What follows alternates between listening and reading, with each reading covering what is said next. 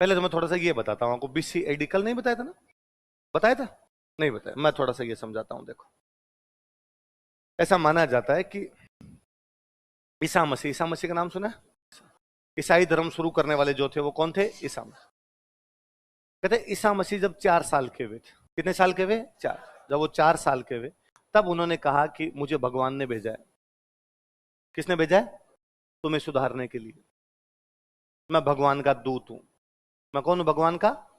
ईसा मसीह भगवान नहीं है, वो क्या है? भगवान के दूत। ऐसा उन्होंने कितने साल की उम्र में कहा? और लोग उन तालियां बजाएंगे, शाबाश, दूत आगे, दूत आगे, अब अपने सारे सुधर जाएंगे। वो जो लोग जो इस बात को एक्सेप्ट कर रहे थे कि हाँ ये भगवान के दूत है, वो सारे ईसाई है। वो सारे कौन है? जिन्होंने इस बात को मान लिया कि ईसा मसीह भगवान के दूत हैं, इनकी बातों को एक्सेप्ट करना है, वो सारे क्या कहलाए? ईसाई। ईसा मसीह कितने साल की उम्र में ये बात कर रहे थे? तो इसका मतलब ईसाई धर्म की शुरुआत तब होती है जब ईसा मसीह कितने साल के हो गए थे। तो उस दिन से क्या हो गई? ईसाई धर्म की शुरुआत। जिस दिन ईसाई धर्म की शुरुआत हुई उसको उन्होंने मान लिया एक एक एक। क्या मान लिया? ईसाइयों ने अपना कैलेंडर शुरू किया कि आज पहली तारीख है भाई साहब, दुनिया आज ही शुरू हो रही है अपनी, ईसाई धर्म आज ही शुरू हो रहा है, तो इसको एक एक एक मान लिया। अब इसके बाद में, अब इसमें जितने भी सन आएंगे आगे, उनके वो आगे लगाते हैं ईसवी। क्या लगाते हैं? या अंग्रेजी में लिखते हैं एडी, एनोडोमिनी। क्या लिखते हैं? एडी लिखते हैं, एनोडोमिनी लिखते हैं। अपने एडी याद कर लो, तो इसके बाद में एडी। तो जैसे आज कोई आपको पूछे तो हम कहते हैं कि भारत कब आजाद हुआ, हम कहते हैं 1947 ईस्वी, है ना, या 1947 एडी। हम कहते हैं भारत की पहली क्रांति कब हुई, हम कहते हैं 1857 ईस्वी, है ना, 1857 एडी। तो उसके बाद वाला एडी। और उस कैलेंडर से पहले जो कुछ था उसको हमने कह दिया बीसी। क्या कह दिया? Before Christ. क्राइस्ट के पहले। क्राइस्ट से पहले का मतलब ये नहीं क्राइस्ट के जन्म से पहले ना। जब क्राइस्ट ने, जीसस ने ये कहा था, ईसा मसीह ने ये कहा था कि मैं भगवान का दूत हूं, उससे पहले। तब तक वो एक साधारण मनुष्य, साधारण बच्चा है। जब उन्होंने कहा मैं भगवान का दूत हूं, उसके बाद से लोग उनको पूजने लगे, उसके बाद से उनकी बात मानने लगे। तो उससे पहले वाले तो हो जाएंगे बीसी, और उसके बाद वाले क्या हो जाएंगे? एडी। अब कोई पूछ ले कि यार भगवान जो ईसा मसीह है, ईसा मसीह का जन्म कब हुआ था? तो ईसा मसीह का जन्म हुआ 4 बीसी। कब हुआ है? क्योंकि वो 4 साल के हो गए तब से एडी लगाना है, तो उससे पीछे तो जितने भी जाओगे वो क्या होंगे? बीसी। उनका जन्म 4 साल पहले हुआ था, तो जितने कैलेंडर शुरू होने से पहले उनके पीछे क्या लगाएंगे? बीसी। क्या लगाते रहेंगे? बीसी। मैं यदि आपसे पूछूं कि यार आज 2023 चल रहा है, तो मुझे बताओ, देखे कि ईसा मसीह को पैदा हुए कितने साल हो गए? 2027। कितने साल हो गए भाई? 2023 तो उस दिन से हो गए जिस दिन उन्होंने कहा था मैं भगवान का दूत हूं। कितने साल के होके कहा था? इसका मतलब पैदा हुए कितने साल हो गए? 2000। पहले बड़ी बात सिंपल सी। तो ईसा मसीह ने जिस दिन ये कहा था मैं भगवान का दूत हूं, उसके बाद वाले तो एडी, उसके पहले वाले बीसी। कितने साल की उम्र में कहा था? आगे बात समझे? अब और सुनो। अब जब मैं ये कहता हूं कि बर्ली अभिलेख कब का है? 443। मतलब मैं ये कह सकता हूं कि ईसा मसीह ने जब ये कहा था कि मैं भगवान का दूत हूं, जिस दिन से ईसाई धर्म की शुरुआत हुई थी, जिस दिन से ईसाइयों का कैलेंडर शुरू हुआ था, उससे 443 साल पहले हम अभिलेख लिख गए। उससे 443 साल पहले तो हम क्या लिख रहे थे? मतलब वो कह रहे हैं कि अब भगवान के दूत है, हमें सभ्य बनाएंगे। हम सभ्य थे, हम सिविलाइज्ड थे। 443 बीसी का तो अभिलेख है। ये तो वो अभिलेख है जो अब तक मिले हैं। क्या पता इससे पुराना भी मिल जाए कोई। क्योंकि वही अभिलेख है जो कल मैं आपको बता रहा था कि जिसपे एक आदमी तंबाकू कूट गया था, वो ये बड़ली वाला अभिलेख है। तो ऐसे पता नहीं कहीं तो तंबाकू कूट के मिटा दिए हमने। भाई तो बांटे हैं, पत्थरों पे लिखवाए थे। एक मंदिर के बाहर कोई पत्थर लगाया। मंदिर आज के 1000 साल पहले बनाया, आज के 2000 साल पहले बनाया, आज के 5000 साल पहले बनाया, मंदिर टूट गया। पत्थर लोग ले जाके इधर उधर लगा गए। किसी ने बता दिया मेरे पत्थर पड़ा है तो ठीक, नहीं बताया तो? और मान लो किसी ने पत्थर कुएं के अंदर लगा दिया तो अंदर जाके कौन देखेगा इस पे कुछ लिखा हुआ है कि नहीं लिखा हुआ है? अब तक जितने नॉन इंस्क्रिप्शन है, अब तक जितने ज्ञात अभिलेख है, उनमें सबसे पुराना कौन सा है? क्या पता इससे पुराना निकल जाए अपने पास में। आज हम कहते हैं कि राजस्थान का प्राचीनतम अभिलेख कौन सा है? निकल सकता है इससे पुराना भी। इसलिए हिस्ट्री एकमात्र सब्जेक्ट है जो बार बार बदलती है। रीराइटिंग, हिस्ट्री को दोबारा लिखा जाता है। जैसे नए फैक्ट आएंगे उनके अनुसार हिस्ट्री क्या लिखी जाएगी। पहले हिस्ट्री हमेशा फैक्ट के आधार पर लिखी जाती है। पहले हमारे पास फैक्ट उतने थे तो वो हिस्ट्री लिखी, फिर एक नया फैक्ट आ गया तो हिस्ट्री हमने दूसरे तरीके से लिखी। तो ये बीसीआईडी वाला मतलब समझोगे? इसका मतलब बर्ली अभिलेख कब का है? 443 बीसी। कब का है? अब मुझे बताओ, देखिए ईसा मसीह के जन्म से कितने साल पहले अभिलेख लिखा गया? मेरे पुनः क्वेश्चन सुनिए। 439। कितने? कैलेंडर शुरू होने के तो 443 साल पहले, पर ईसा मसीह का जन्म तो खुद का ही कैलेंडर से 4 साल पहले हो गया। तो 4 वो तो घटाओ, तो फिर 443 में से 4 घटे तो क्या आ गया?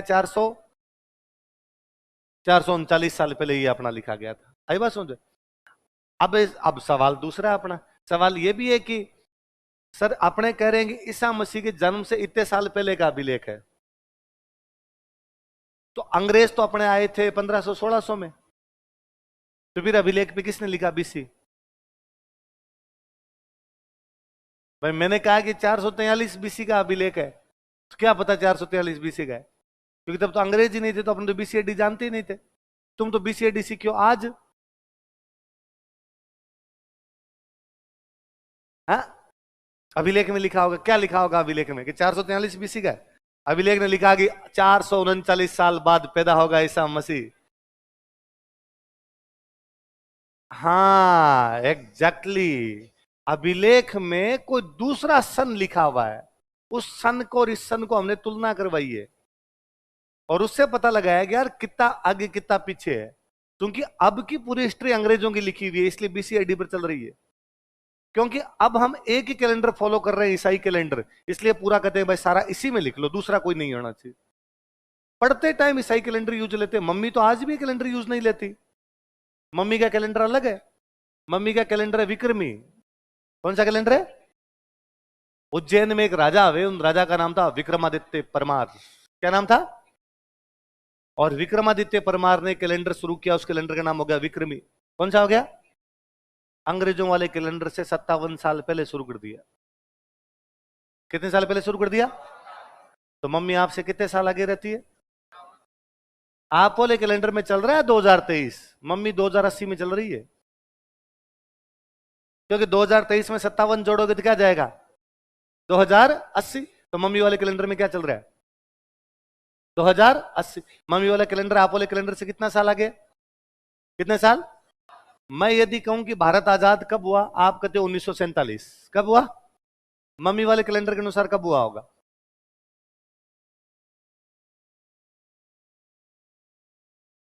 2004। अरे जोड़ते हैं, मम्मी आगे अपने से। तो 1947 में 57 जोड़ो, 1947 में 57 जोड़ोगे तो कितना आएगा? 2000। मैं कहूं कि भारत का संविधान 1949 में बना था, 1949, तो बताओ मम्मी वाले कैलेंडर के अनुसार कब बना था? 2006। बाकायदा जब आप प्रस्तावना पढ़ोगे तो प्रस्तावना में लिखा है अपने प्रस्तावना वालों ने, आज 26 नवंबर 1949 ईस्वी। फिर आगे मम्मी वाला लिखा है, मिति मारक शीर्ष शुक्ल सप्तमी विक्रमी संवत 2006 को आज इस संविधान को हम अंगीकृत, आत्मार्पित और वो अधिनियमित करते हैं। तो उन्होंने बाकायदा लिखा था मिति मारक शीर्ष शुक्ल सप्तमी 2006। इसका मतलब मम्मी का कैलेंडर अलग, अपना कैलेंडर अलग। पर जैसे हमने मम्मी वाले कैलेंडर में अपने वाले कैलेंडर में निकाल लिया, इनमें कितना गैप है? 57 साल। तो अब आपने कोई भी उस सन, वो सन दे दो तो अपने मम्मी वाला बता देंगे, मम्मी वाला सन दे दो तो अपने वाला बता देंगे। बता सकते हैं? जैसे मैं गांव में बहुत छोटा था, तब से हमेशा से सुनता है, आप लोगों ने भी सुना होगा, और गांव में दादाजी ने बताते कि भाई रे अपने अकाल बहुत भयंकर पड़ता है, बहुत भयंकर भयंकर अकाल पड़ता है। ठीक है, बात भी सही है, पश्चिमी राजस्थान तो अकाल में जीता रहता है। पग पुगल धड़ कोटड़े, कि पैर हमेशा पुगल में पड़े रहे, धड़ कहां पड़ा रहा? कोटड़। तो हमेशा यहाँ अकाल के पैर पुगल के अंदर जमे रहे। पुगल बीकानेर की एक जगह पड़ती है, तो उधर पूरा का पूरा इलाका ही जो अकाल से ग्रस्त रहा, क्योंकि अपने तो हर साल अकाल पड़ता है। इतने में कोई एक बूढ़ा ठाड़ा बैठा था, वो बता रहे अब वाले कौन से अकाल है? तुमने कौन से अकाल देखे? अकाल छपनिया था। अकाल कौन सा था? तो मैं बचपन से सुनता है कि छपनियों काल, छपनियों काल। और घर वाले ने कहते हैं भाई 56 का तो नाम नहीं लेना, सुबह सुबह कोई यदि उठ के बोल देता 56 तो थप्पड़ मार देते। इसलिए बाणिये अपने खाते बही में 56 नंबर का पेज नहीं लगाते, पेज नंबर 55, पेज नंबर 57। 56 है सुबह भाई साहब, 56 का नाम लेना। क्यों नहीं नाम नहीं लेना? कि 56 में अकाल पड़ा था, बहुत भयंकर वाला अकाल पड़ा था। उस साल मिनख मरे थे आधे और पशु मरे थे सारे। और दादाजी ने फिर वैसे बातें करते हैं, भाई रे खेजड़ी के छोटे पीस पीस के टाइम पास किया था। खेजड़ी होती है, खेजड़ी की छाल होती है, उस छाल को चक्की में पिसा था, उसका जो आटा सा बन गया उसको पानी में डाल के पी लिया था, और कुछ बचा ही नहीं था। अब जब खुद के खाने के लिए कुछ नहीं बचा तो पशुओं को क्या खिलाएंगे?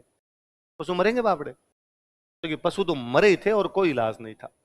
तो अब वो शुरू से सुना था कि छप्पनियों काल है, छप्पनियों काल है, छप्पनियों काल है। धीरे धीरे समझ में आया इसको छप्पनिया काल क्यों कहते हैं। फिर समझ में आया कि गांव वालों के कैलेंडर में, मम्मी वाले कैलेंडर में उस साल 1956 था। उस साल क्या था? मम्मी वाले कैलेंडर में 1956 का साल था। 1956 के साल में अकाल पड़ा, इसलिए उन्होंने नाम क्या दे दिया? छप्पनियों काल। फिर अपने वाले कैलेंडर में कब पड़ा होगा? मम्मी अपने से 57 साल आगे। मम्मी कितने साल आगे? 57। इसका मतलब अपने मम्मी से 57 साल पीछे। 57 साल पीछे 57 घटा ले, तो 56 में से 56 तो सीधे गए, एक और बच गया। 1900 में से एक घटाया तो 1800। तो लगा कि यार अपने जिस कैलेंडर को फॉलो करते उसके अनुसार तो अकाल पड़ा था 1899, और मम्मी वाले कैलेंडर के अनुसार कब पड़ा था? 1956। इसलिए मम्मी बोलती है कौन सा अकाल पड़ा था।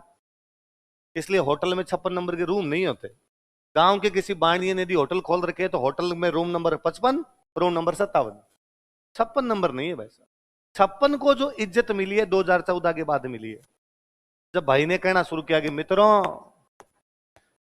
सीना कितने इंच का है, तो ये 56 को थोड़ी बहुत इज्जत मिली है। इससे पहले 56 को कोई भी इज्जत नहीं थी। 2010 के प्री में क्वेश्चन पूछा, राजस्थान का प्रसिद्ध छप्पनिया अकाल ईसवी सन के अनुसार कौन से सन में पड़ा था?